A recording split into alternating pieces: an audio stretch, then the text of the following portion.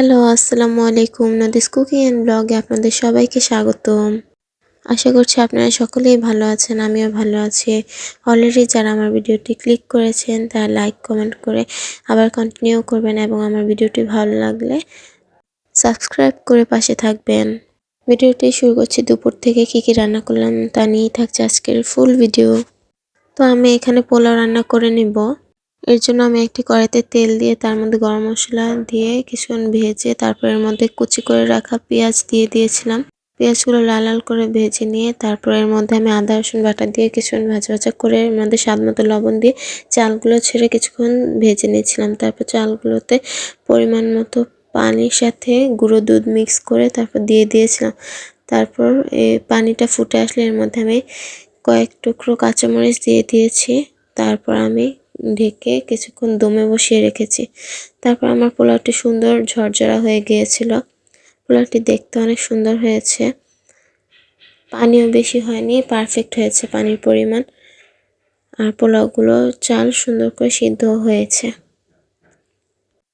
তারপর পোলাও রান্না হয়ে গেলে আমি আরেক চুলায় মুরগির মাংস রান্না করে নেব।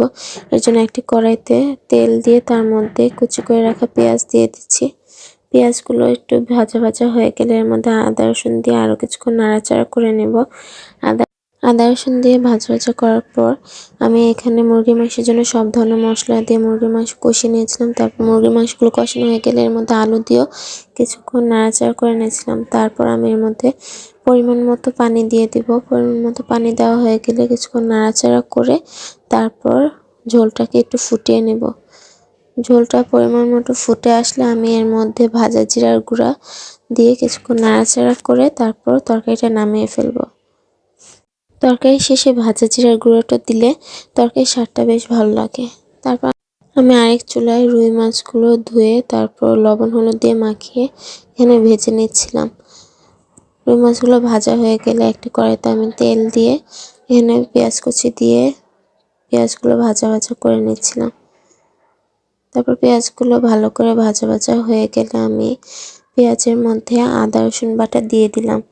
আদা রসুনগুলো দেওয়ার পর কিছুক্ষণ নাড়াচাড়া করে এখানে আমি লবণ, হলুদ, মরিচ, ধনিয়া গুঁড়া আর টমেটো দিয়ে কিছুক্ষণ কষিয়ে নিলাম। এগুলো দিয়ে কষানোর পরে ভালোভাবে নাড়াচাড়া করে আমি তেলটা একটু উপরে ভেসে ভেসে আসলে পরে এর মধ্যে পরিমাণ মতো পানি দিয়ে দেব। পরিমাণ মতো পানি দেওয়া হয়ে গেলে আমি ভেজে রাখা মাছগুলো একে একে দিয়ে দিব। তারপর মাছগুলো নাড়াচাড়া করে দেব। পরে এখানে আমি ফালি করে রাখা কাঁচামরিচ দিয়ে দিব। কাঁচামরিচ দেওয়ার পর ঝোলটা কিছুক্ষণ টেনে আসলে তার মধ্যে আমি একটু নাড়াচাড়া করে নেব। নাড়াচাড়া হয়ে গেলে তারপর আমি কেটে রাখা ধনেপাতা কুচি দিয়ে দিব। আজকের মতো এখানেই বিদায় নিচ্ছি। আমার ভিডিওতে কোনো ভুল ত্রুটি হলে ক্ষমাসুলভ দৃষ্টিতে দেখবেন। ভিডিওটি ভালো লাগলে লাইক, কমেন্ট, শেয়ার করে পাশে থাকবেন। আল্লাহ হাফেজ।